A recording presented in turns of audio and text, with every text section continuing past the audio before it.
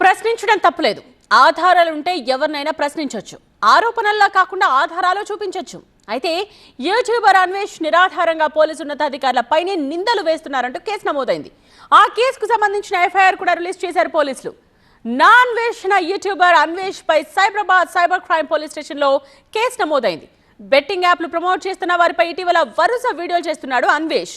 ఈ క్రమంలోనే తాజాగా పోలీసు అధికారులను మరికొందరు అధికారులని టార్గెట్ చేస్తూ వీడియో చేయడం సంచలనంగా మారింది. హైదరాబాద్ మెట్రోలో బెట్టింగ్ యాప్ల ప్రమోషన్స్ పై అన్వేష్ చేసిన వీడియో హాట్ టాపిక్ అయింది. Telangana DGP, metro MD NVS Reddy, మాజీ సీఎస్ శాంతకుమారి, ఐఏఎస్లు Dana Kishore, Vikas Raj betting app promotions ద్వారా 300 కోట్ల రూపాయలు కొట్టేశారంటూ ఆ వీడియోలో ఆరోపించాడు అన్వేష్. ఉద్దేశపూర్వకంగానే ఇలా అన్వేష్ తప్పుడు ప్రచారం చేస్తున్నారంటూ ఒక కానిస్టేబుల్ ఫిర్యాదు చేయడంతో కేసు నమోదైంది. కానిస్టేబుల్ నవీన్ ఫిర్యాదు మేరకు అన్వేష్ పై బిఎన్ఎస్ 362, 353(1) అలాగే 353(1) ఐటీ యాక్ట్ ప్రకారం కేసు నమోదు చేశారు సైబరాబాద్ సైబర్ క్రైమ్ పోలీసులు. అధికారుల విశ్వసనీయతను దెబ్బతీసేలా, ప్రభుత్వం మీద వ్యతిరేకతను కలిగించేలా వీడియో ఉందని తన ఫిర్యాదులో వివరించారు కానిస్టేబుల్. దీనిపై పోలీసుల తదుపరి యాక్షన్ ఏ విధంగా ఉంటుందనే దానిపై ఉత్కంఠ నెలకొంది. నా అన్వేషణ యూట్యూబర్ అన్వేష్ కొద్ది నెలలుగా బెట్టింగ్ యాప్స్ ప్రమోట్ చేస్తున్న ఇన్ఫ్లుయెన్సర్స్, యూట్యూబర్స్ ను ప్రశ్నిస్తూ వస్తున్నాడు. ఈ క్రమంలోనే తోటి యూట్యూబర్స్ తో మాటల యుద్ధం కూడా పర్సనల్ స్థాయికి వెళ్ళింది.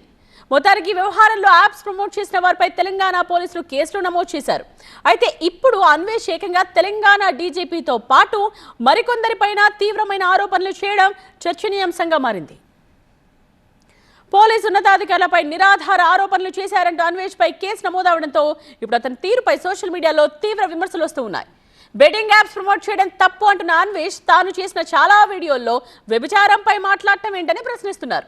డబుల్ మీనింగ్ డైలాగులు, పచ్చిగా మాట్లాడుతూ చేసిన కొన్ని వీడియోలు బూతు కంటెంట్ కిందకే వస్తాయని చెప్తున్నారు. అన్వేష్ కి యూట్యూబ్ లో 24 లక్షల మంది సబ్స్క్రైబర్స్ ఉన్నారు. అలాంటి ఇన్ఫ్లుయెన్సర్స్ బాధ్యతాయుతంగా ఉండాల్సింది పోయి బూతు కంటెంట్ ను తరచూ ప్రమోట్ చేయడం ఏంటనే విమర్శలు వస్తూ ఉన్నాయి. బెట్టింగ్ పై యుద్ధం సరే, వ్యభిచారం గురించి పదే పదే చెప్పడాన్ని ఎలా సమర్థించుకుంటారనే ప్రశ్నలు ఇప్పుడు అన్వేష్ కి ఎదురవుతున్నాయి. ఇప్పుడు తెలంగాణ పోలీస్ బాస్ పైన తీవ్ర ఆరోపణలు చేసిన అన్వేష్ పై కేసు అయితే నమోదైంది. నెక్స్ట్ ఏం చేయబోతున్నారు? అన్వేష్ ను హైదరాబాద్ రప్పించగలరా? ఇప్పుడు ఏం జరుగుతుంది అనేది ఆసక్తికరంగా మారింది.